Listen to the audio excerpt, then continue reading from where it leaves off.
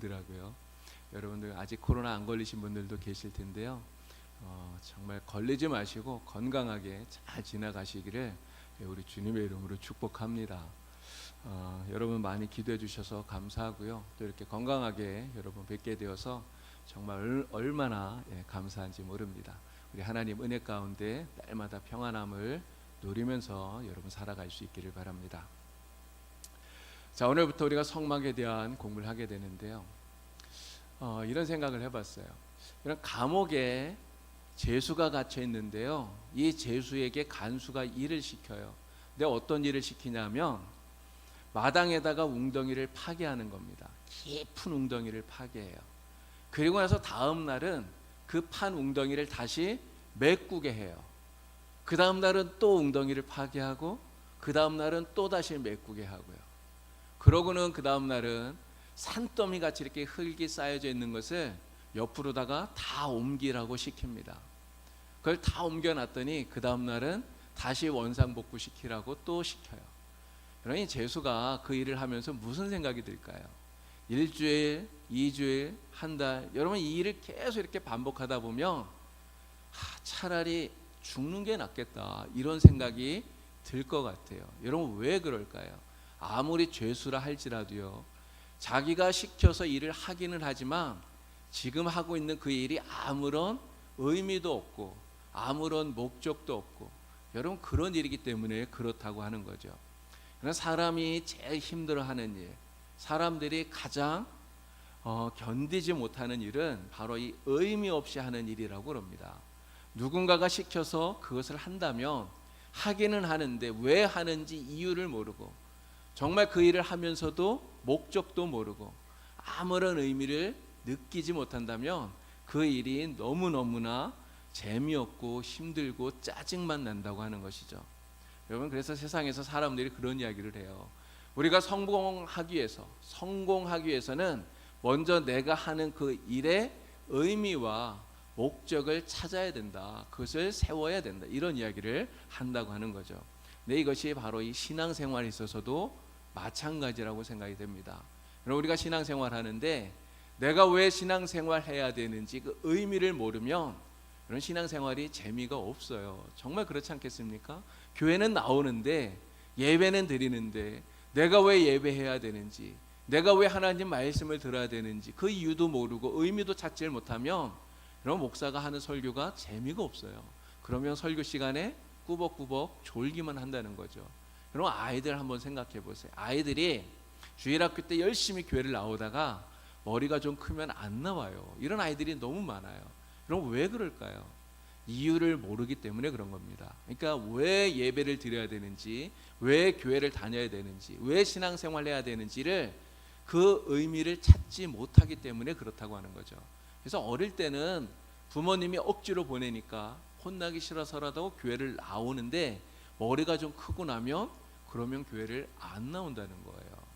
교회 잘 나오는 어떤 아이가 있었는데 교회를 안 나와서 선생님이 아이에게 전화를 해서 물어봤대요.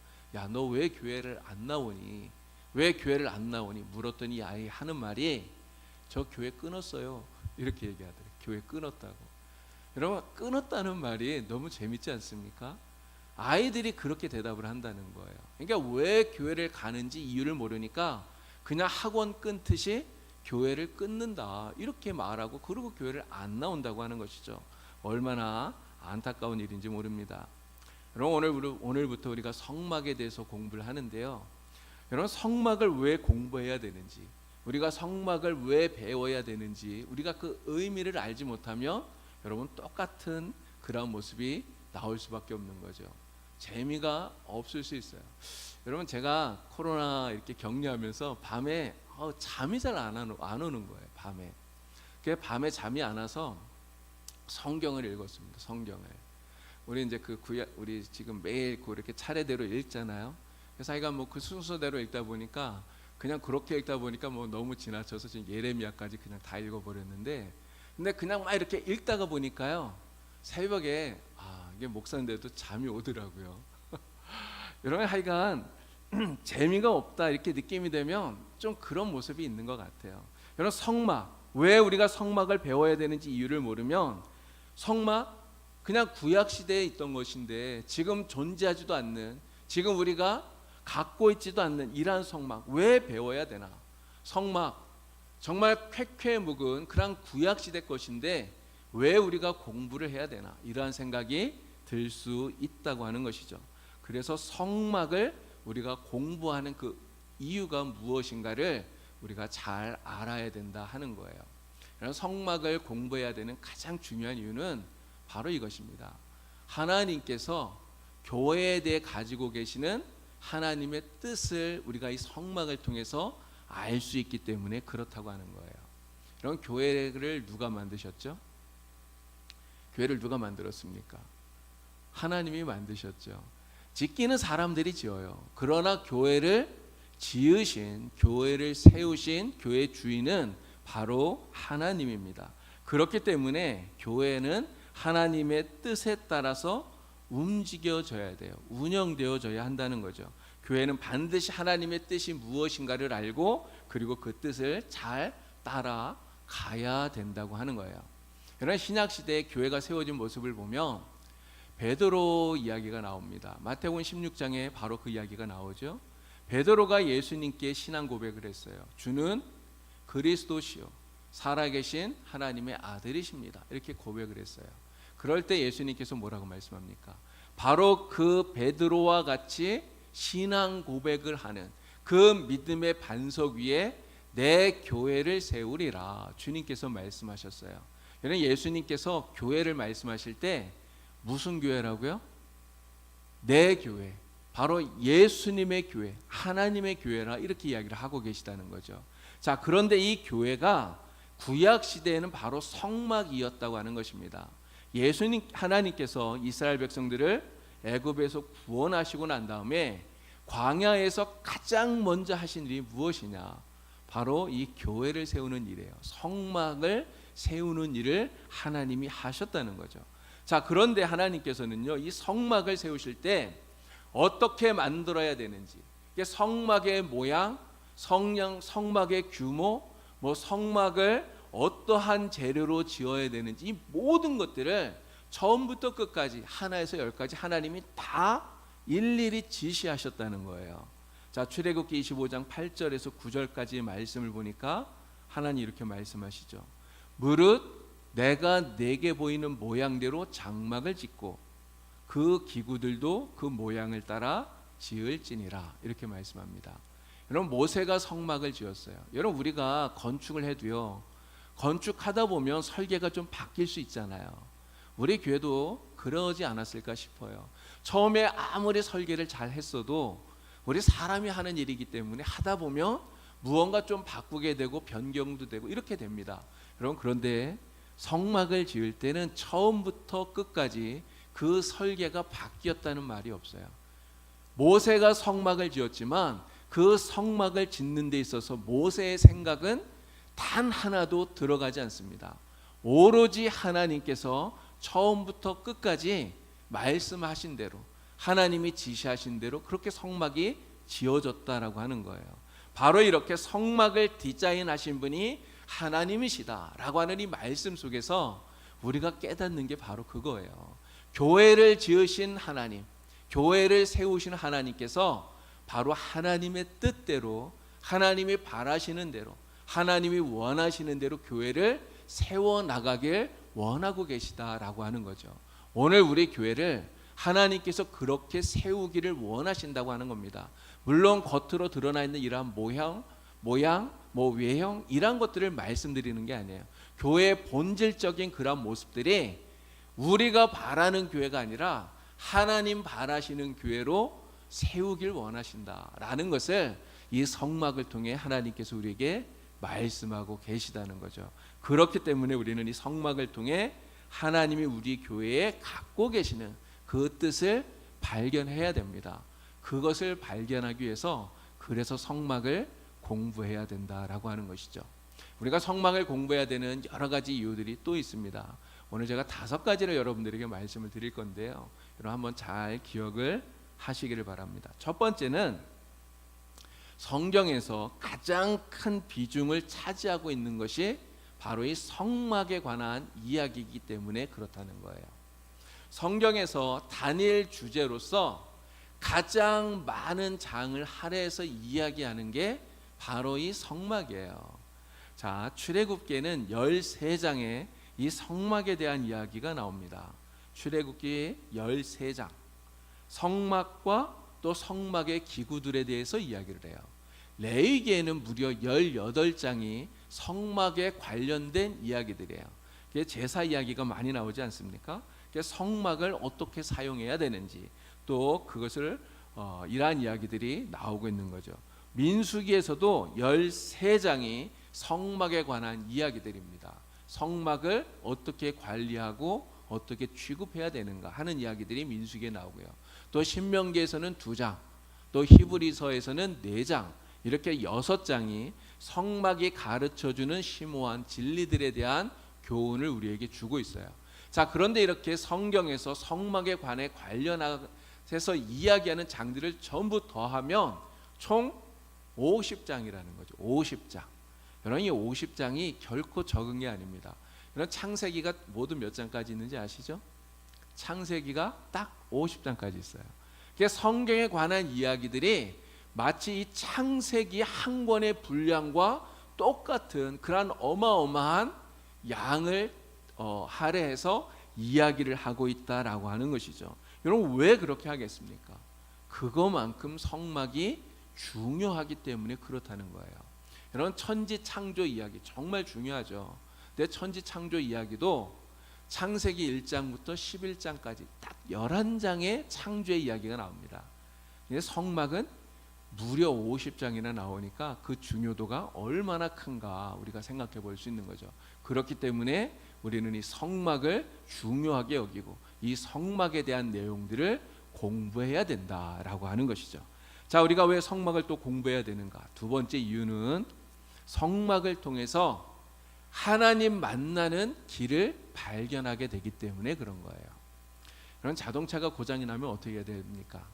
자동차 고장이 나면 빨리 정비소를 가야 돼요. 자동차를 수리하는 정비사를 만나야 되는 거예요. 여러분, 우리 인간은 사실은 정상이 아닙니다. 하나님께서 창조하신 창조 본래의 모습을 가지고 있지 않다는 거예요. 하나님께서 만드신 그 창조의 모습이 사실은 죄 때문에 고장나 있는 거예요. 그렇기 때문에 우리는 우리를 만드신 우리의 창조주이신 하나님을 만나야 되는 것입니다. 그래야 하나님으로 인하여 우리가 고침받고 그리고 창조의 원래 모습, 본래의 모습을 되찾을 수 있기 때문에 그런 것이죠. 그럼 그런 하나님을 우리가 어떻게 만날 수 있겠습니까? 그럼 과거에 사람들이 어떻게 하나님을 만났는가를 생각해 보면요, 아담과 하와가 하나님 어떻게 만났죠? 범죄한 그들이 하나님을 어떻게 만납니까? 바로 하나님께서 자기들 대신 죽은 그 양의 가죽옷을 입혀 주셔서 그 양의 가죽옷을 입고 그리고 하나님을 만났어요. 가인과 아벨은요, 하나님 앞에 제물을 드리면서 그리고 하나님을 만났죠. 족장들 아브라함, 또 이삭, 야곱, 이러한 사람들은 제단을 쌓고요, 그리고 하나님을 그 제단을 통해서 만났습니다. 그런데 그 이후로 모세 이후에는 바로 이 성막을 통해서 하나님께서 우리를 만나 주셨다는 거예요. 여러분, 왜 성막을 통해서 하나님이 우리를 만나 주실까요? 하나님이 그렇게 하시겠다고 약속하셨기 때문에 그렇습니다. 자, 출애굽기 25장 22절 말씀 보니까요, 하나님 이렇게 말씀합니다. 거기서 내가 너와 만나고 속죄소 위 곧 증거계 위에 있는 두 그룹 사이에서 내가 이스라엘 자손을 위하여 내게 명령할 모든 일을 내게 이르리라. 하나님 말씀하셨어요. 거기서, 여러분, 이 거기가 어디입니까? 성막을 말하는 거예요. 성막 특별히 지성소를 말씀하고 있는 거예요. 그곳에서 내가 너를 만나리라. 하나님께서 어떠한 우리를 만나 주신다고 하시는지 아십니까? 죄인인 우리를 만나 주신다는 거예요. 그래서 이 성막은 바로 죄인인 우리가 하나님을 만나는 만남의 장소라고 하는 거예요. 여러분, 죄인은 사실 하나님을 만날 수 없어요. 죄인은 하나님을 볼 수 없습니다. 하나님을 찾을 수도 없는 거예요. 하나님께서 우리를 만나 주시지 않으면 사실 하나님 만날 수 있는 길이 없어요. 그런데 하나님께서 내가 거기서 너와 만나리라, 성막을 우리에게 주시고 만나 주시겠다고 약속하셨다는 거예요. 그리고 그곳에서 하나님이 우리에게 자신을 계시해서 보여주셔요. 하나님이 이렇게 말씀하셨죠. 내게 명령할 모든 일을 내게 이르리라. 하나님께서 우리와 말씀해 주시겠다 약속하셨다는 거죠. 이 말씀처럼 모세는 성막에서 항상 하나님을 만났습니다. 하나님을 만나고 하나님의 말씀을 듣고 그리고 하나님과 교제를 했죠. 오늘 우리가 하나님을 만나고 하나님의 음성을 듣고요, 하나님과 교제하기 위해서 우리는 바로 이 성막 안으로 들어가야 된다라고 하는 거죠. 자, 이 성막은 또한 죄인인 우리들을 하나님이 받아주시고 용서해 주시는 장소라고 말할 수 있어요. 이런 죄인은 하나님을 만날 수 없다고 말씀드렸잖아요. 그런데 하나님이 성막에서 우리를 만나신다고 하셨어요. 그런데 그냥 만날 수 있는 게 아닙니다. 죄를 해결하고 나서 만나는 거예요. 여러분, 그래서 구약 시대에는 이 성막에서 날마다 바로 이 속죄하는 제사가 드려졌던 거예요. 동물을 제물로 삼았잖아요. 그래서 그 제사를 드리는 사람이 동물의 머리에 그 사람이 손을 얹고 안수를 합니다. 안수할 때 무슨 일이 벌어지나요? 나의 죄가 그 동물의 머리에 다 전가되어지는 거예요. 그러면 하나님께서 그 동물을 잡고 그 동물의 피를 보시고 나의 죄를 용서하시고 나를 받아주셨다는 거죠. 바로 그러한 죄인을 받아주시고 용납하시는 이러한 만남이 이루어지는 자리가 바로 이 성막이었다는 거예요. 그래서 우리는 이 성막을 통해 하나님을 찾는 것, 하나님을 만나는 것, 하나님을 알게 되는 이러한 은혜를 누리게 되는 것이죠. 그래서 성막을 우리가 공부해야 된다라고 하는 것입니다. 자, 성막을 우리가 공부해야 되는 세 번째 이유는 이거예요. 예수님을 바르게 알고 또 바르게 믿게 되기 때문에 그래서 성막을 공부해야 된다는 것입니다. 여러분, 요즘 젊은이들은요, 세 줄 요약 이런 거 좋아해요. 여러분, 인터넷에 기사가 많이 뜨잖아요. 근데 길게 기사가 뜨면 읽는 거 별로 안 좋아합니다. 기사가 길면 아무리 내용이 좋아도 그냥 넘겨버려요. 안 읽는단 말이죠. 그래서 세 줄 요약, 그 긴 내용을 딱 세 줄로 요약하는 거, 이거 굉장히 좋아해요. 여러분, 성경이 정말 길어요.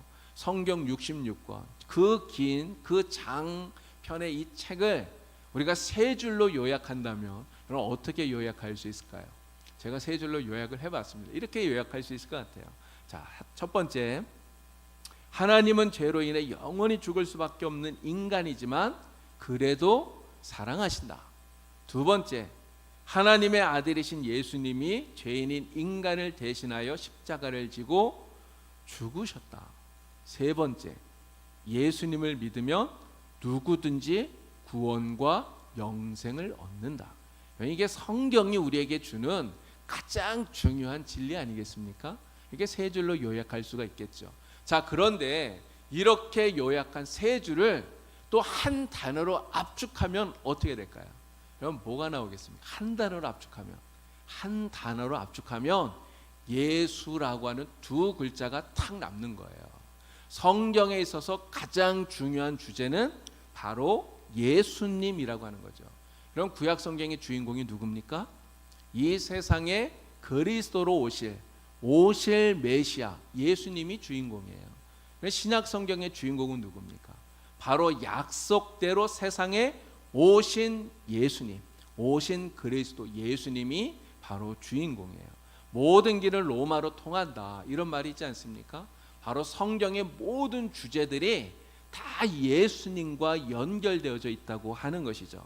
자, 예수님께서 이런 말씀을 하셨어요. 요한복음 5장 39절을 보니까 예수님 자신이 바로 성경의 핵심이다, 이렇게 이야기를 하시는 거예요. 자, 이 요한복음 5장 39절 말씀에서 이 성경이 곧 내게 대하여 증언하는 것이다. 너희가 연구하고 믿고 있는 그 성경이 곧 나에 대해서, 예수님에 대해서 증언하는 것이다, 이렇게 이야기를 하셨어요.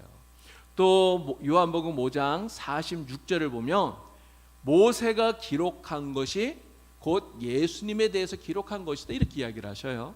자, 그가 내게 대하여 기록하였습니다. 여기서 말하는 그가 바로 모세 아닙니까?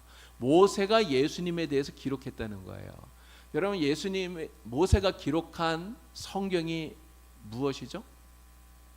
모세오경이에요. 그죠? 창세기, 출애굽기, 레위기, 민수기, 신명기, 이게 모세오경입니다. 자, 그런데 이 모세오경에서 다루는 가장 중요한 내용이 무엇이냐? 그게 바로 성막이라고 하는 거예요. 자, 그래서 모세가 기록한 것이 곧 예수님에 대한 기록이다라고 하는 이 말은 다르게 말하면 바로 성막은 곧 예수님이시다 이렇게 말할 수 있다는 것입니다. 어느 신학자가 이런 이야기를 했대요. 구약의 성막을 확대해 놓은 것이 신약의 예수다. 신약의 예수를 축소해 놓은 것이 바로 구약의 성막이다. 바로 이 성막은 예수님을 보여주는 것이라고 하는 것이죠. 예를 들면 여러분, 예수님께서 십자가에서 돌아가실 때 성소의 휘장이 찢어졌어요. 위에서 아래로 찢어졌습니다. 여러분, 이 성소의 휘장이 찢어진 사건에 대해서 히브리서 기자가 뭐라고 말을 할까요? 여러분, 히브리서 10장 19절 20절 말씀을 보니까요, 이렇게 이야기를 해요. 그러므로 형제들아, 우리가 예수의 피를 힘입어 성소에 들어갈 담력을 얻었나니 그 길은 우리를 위하여 휘장 가운데로 열어놓으신 새로운 살 길이요, 휘장은 그의 육체니라 이렇게 얘기합니다. 휘장은 바로 그 성소의 그 휘장이 예수님의 육체다 이렇게 이야기를 하는 거죠. 히브리서 기자는 바로 이 성소와 예수님을 일치시키고 있다라고 하는 것을 우리가 잘 알 수 있는 것입니다. 그렇기 때문에 성막을 공부하는 것은 곧 예수님을 공부하는 것이다 이렇게 말할 수 있는 거예요. 성막을 잘 알면, 성막을 잘 이해하고 잘 공부하면 우리가 예수님에 대해서 바르게 알게 됩니다. 예수님을 바르게 알면 우리가 예수님에 대한 바른 믿음을 가지고 신앙생활 할 수 있게 됩니다. 그래서 우리는 성막을 열심히 공부해야 된다라고 하는 거예요. 자, 성막을 배우는 네 번째 이유는 무엇일까요? 네 번째 이유는 성막을 통해서 우리가 신앙생활의 원리들을 배우게 되기 때문에 그렇습니다. 선생님들이 학교에서 가르칠 때 시청각 교재를 많이 사용해요. 그럼 말로만 그냥 이렇게 가르치게 되면 사실 별로 재미가 없어요. 지루하고 또 그럴 수 있지 않습니까? 물론 뭐 말을 잘하는 사람은 그냥 말로만 해도 잘할 수 있겠지만 그게 잘 안 되니까 그래서 시청각 교재를 사용하는 거예요. 제가 지금 이렇게 PPT도 띄우고 이렇게 하는데 그렇게 해야 우리가 훨씬 더 이해하는데 도움도 되고 그러잖아요. 바로 이 성막이 하나님께서 사용하신 시청각 교재다라고 하는 것이죠. 하나님이 하시는 말씀, 하나님께서 가르쳐 주시는 그 말씀들을 바로 이 성막을 통해서 깨닫게 되는 거예요. 성막을 통해서 훨씬 쉽게 이해하고 깨닫게 된다라고 하는 것이죠. 그래서 성막을 통해서 하나님을 만나는 법도 배우게 되고요, 예수님에 대해서 더 자세하게 깨닫게 되고요, 그리고 우리가 신앙생활을 하는 원리들도 배우게 된다라고 하는 거죠. 자, 그러면 우리가 성막을 통해서 어떠한 신앙생활의 원리들을 배울 수 있는가 간단하게 여러분들에게 말씀을 드리겠습니다. 여러분들에게 이 자료를 하나 나눠 드렸는데 이게 성막 그림 한번 보십시오. 여러분들에게 나눠 드린 거. 오른쪽 밑에 있는 성막 그림을 보시면 제가 들어와서 이렇게 보니까 오타가 났어요.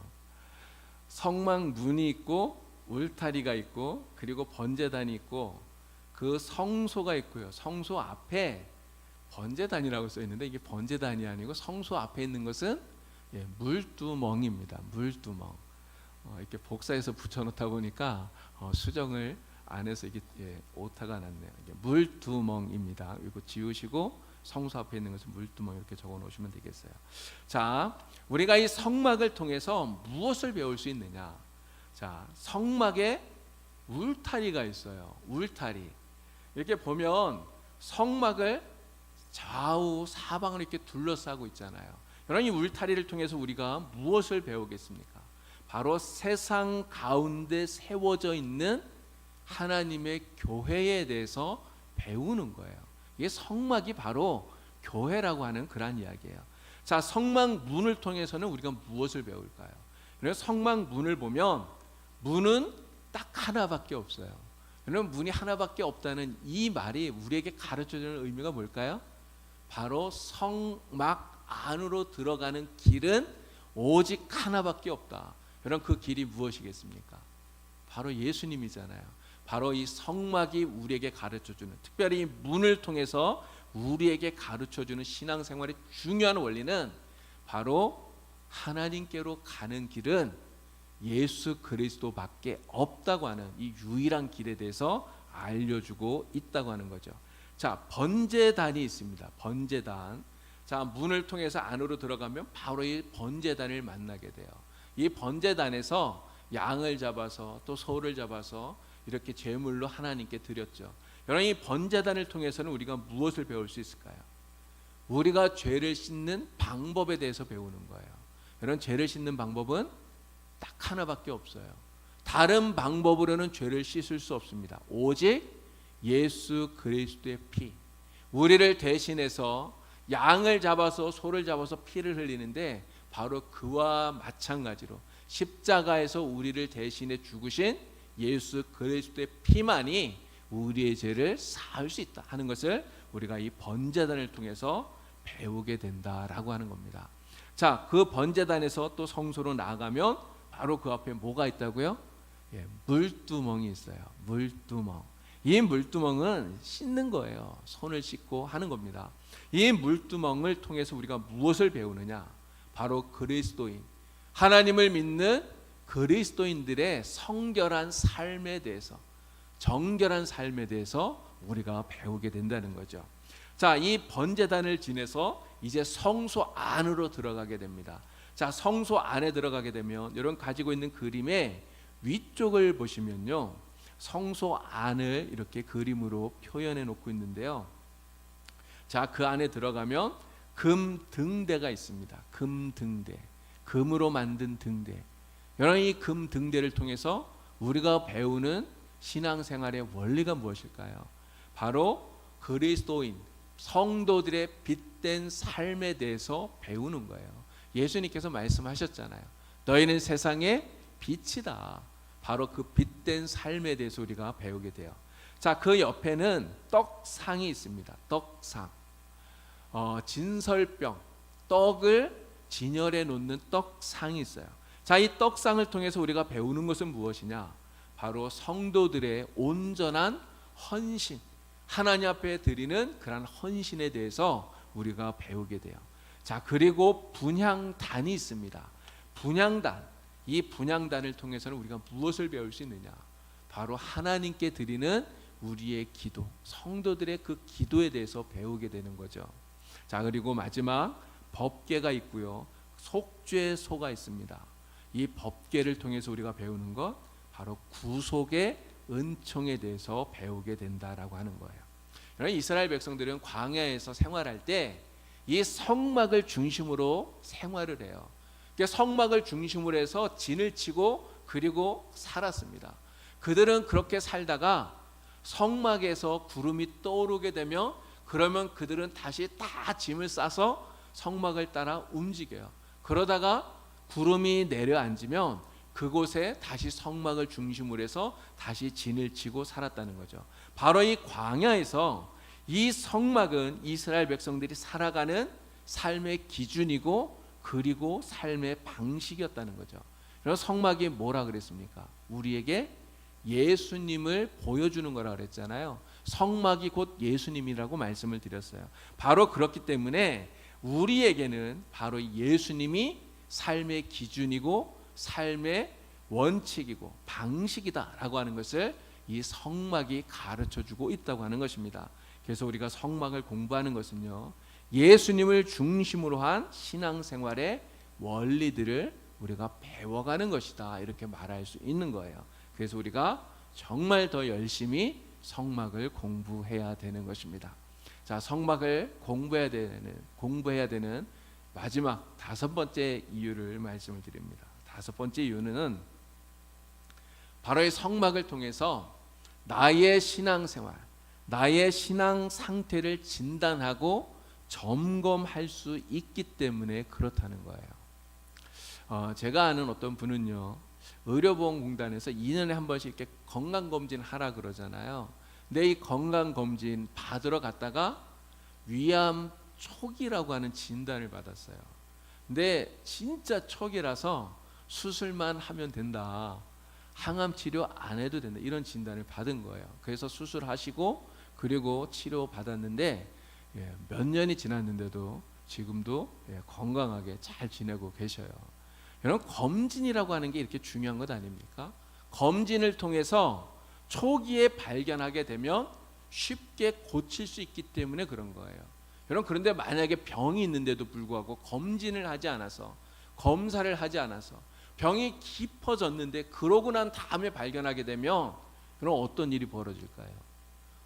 호미로 막을 수 있는 것을 가래로도 막지 못하는 정말 엄청난 불상사가 생길 수 있다라고 하는 거예요. 여러분, 몸이 아프면 우리가 병원에 가서 진단을 받고 고쳐야 됩니다. 그런데 우리의 영혼의 병이 들면요, 우리가 영적으로 아프게 되면 여러분, 그것을 우리가 어디에서 진단을 받을 수 있을까요? 바로 이 성막을 통해서 우리가 진단받을 수 있다라고 하는 것입니다. 우리가 성막을 공부하게 되면, 그래서 영적으로 우리가 병든 곳이 어디인가, 내가 영적으로 약한 곳이 어디인가 스스로 진단할 수 있고요, 이러한 영적인 종합 검진을 통해서 더 온전하고 바른 온전한 그런 신앙생활을 할 수 있게 된다라는 것이죠. 자, 그러면 우리가 성막을 공부하면서 어떠한 점검을 받을 수 있는가를 말씀을 드릴게요. 성막 문 앞에서 우리는 우리에게 자신에게 이렇게 물어보면서 점검할 수 있습니다. 나는 정말 예수 그리스도를 구원의 유일한 구주로 고백하고 있는가, 이렇게 물어보는 거예요. 그렇게 함으로써 내가 정말 예수님을 온전히 구주로 믿고 사는지 점검할 수 있다는 거죠. 자, 번제단 앞에서 우리는 어떤 점검을 할 수 있을까요? 번제단 앞에서 나의 죄는 무엇인가? 나는 예수님의 피로 속죄받은 것을 확실히 믿는가? 나는 용서받은 의인이라는 확신이 있는가? 이렇게 스스로에게 물어보고 점검할 수 있습니다. 자, 물두멍 앞에서 우리는 어떻게 점검할 수 있을까요? 나는 죄를 버린 후 성결한 생활을 하고 있는가? 예수를 믿고 난 후에 죄의 사슬을 끊었는가? 여전히 버리지 못하고 끌려다니는 죄는 없는가? 우리가 이렇게 스스로에게 물어볼 수 있겠죠. 자, 금초대 앞에서 우리는 어떤 점검을 해야 될까요? 나는 빛된 생활하고 있는가? 나는 사명에 충실하고 있는가? 물어보고 점검해야 되는 것입니다. 자, 떡상 앞에서 어떤 점검을 할까요? 나는 헌신의 생활하고 있는가? 나는 생명의 떡인 예수님을 영의 양식으로 삼고 있는가? 물어봐야 되겠죠. 자, 분향단 앞에서는 우리가 어떤 점검을 할까요? 나는 기도를 잃어버리지 않았는가? 나는 날마다 하나님의 뜻이 무엇인가 찾고 있는가? 물어보아야 되는 것입니다. 자, 그리고 법궤 앞에서 우리는 이렇게 물어보고 점검해야 돼요. 나는 주님을 통해 부활할 것을 믿고 있는가? 나는 하나님의 말씀 속에서 살려고 애를 쓰고 있는가? 나는 죽은 나무에도 싹이 나게 하시는 하나님의 능력을 확실히 믿는가? 나는 욕심을 부리지 않고 만나와 같은 일용할 양식을 구하고 있는가? 이렇게 스스로에게 물어보고 점검해야 된다는 거죠. 이러한 점검을 통해서 나의 병든 부분, 나의 연약한 부분이 무엇인가를 우리가 깨달아야 됩니다. 여러분, 알면 어떻게 해야 되죠? 고쳐야 됩니다. 하나님의 말씀으로 열심히 신앙생활을 통해서 우리의 연약한 부분들을 새롭게 고쳐나가서, 그래서 정말 더욱더 온전한 신앙생활을 영위하는 그런 성도가 되어야 되는 것이죠.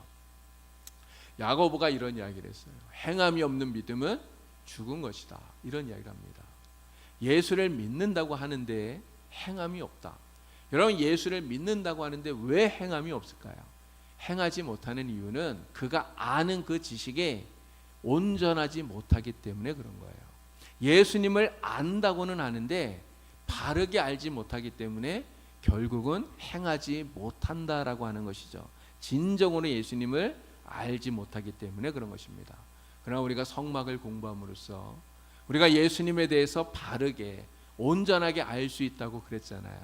우리가 예수님에 대해서 바르게 알고 신앙의 진리에 대해서 바르게 깨닫게 되면 그러면 자연히 행함이 있는 믿음을 갖게 되는 거예요. 자연히 하나님의 일을 하고 싶어지게 되는 거죠. 자연히 하나님의 일꾼이 될 수 있다라고 하는 것입니다. 여러분, 베드로 한번 생각해 보세요. 베드로가 예수님을 3년 동안 따라다녔습니다. 3년간 예수님 따라다니면서 자신은 예수님을 안다고 얘기했어요. 예수님을 잘 안다고 얘기했겠죠. 그러나 베드로가 예수님을 안다고 했지만 사실은 어설프게 알았던 거예요. 온전한 지식을 갖지 못했다는 거죠. 결국 그렇기 때문에 예수님을 부인하고 예수님을 배신하는 이러한 연약한 모습을 보일 수밖에 없었던 것 아니겠습니까? 그러나 성령을 받고 예수님을 분명히 알게 되니까 베드로가 달라지잖아요. 그럼 어떻게 되었습니까? 예수님께 자신을 온전히 드리는 사람, 예수님의 제자로서 평생을 복음을 위해서 사는 사람, 예수님을 위해 복음을 위해 자신의 생명까지 아낌없이 드리는 그러한 예수님의 참 제자가 되었다는 거예요. 예수님에 대한 참되고 바른 지식이 있었기 때문에 이러한 헌신을 드리는 사람이 되었다는 거죠. 그럼 코로나 이후에 많은 사람들이 신앙이 연약해졌다 이런 이야기를 합니다. 믿음이 흔들린다고 얘기를 해요. 믿음이 연약해졌다 이런 이야기를 합니다. 그러나 우리는 연약해진 신앙, 흔들리는 신앙, 여러분 그거 그냥 그대로 붙들고 있으면 안 됩니다. 여러분, 연약해졌다면 강해지게 만들어야 돼요. 여러분, 흔들린다면 흔들리지 않도록 견고한 믿음이 되게 만들어야 된다는 거죠. 우리가 이렇게 우리의 믿음을 강하게 단단하게 흔들리지 않도록 든든하게 만들어 가는데 바로 이 성막에 대한 공부가 큰 유익함이 되리라 믿습니다. 이제 오늘부터 우리가 이 성막에 대한 공부를 시작을 했는데요. 여러분, 기대를 가지시고 우리 다음 시간부터 나오셔서 정말 이 성막을 통해 우리의 믿음을 새롭게 하고 우리의 믿음을 더욱더 든든히 하는 정말 온전한 믿음으로 하나님을 기쁘시게 하는 그런 성도님 다 되시기를 우리 주님의 이름으로 간절히 축원합니다. 기도드리겠습니다. 하나님 아버지, 우리가 이 성막을 통해서 하나님께서 우리 교회에 갖고 계신 하나님의 뜻을 배우기를 원합니다. 오늘 우리 교회와 우리를 향해 가지고 계시는 하나님의 말씀을 우리가 귀 기울여 듣기를 원합니다. 우리가 이 성막을 통해 예수님을 더욱더 바르게 알게 하여 주시고 우리의 믿음이 더욱더 새로워지고 견고하여질 수 있도록 하나님 도와주시옵소서. 이 성막 공부를 통하여서 하나님의 은혜가 우리 봉산교회 모든 성도들에게 풍성하게 임할 수 있도록 주님 도와주시옵소서.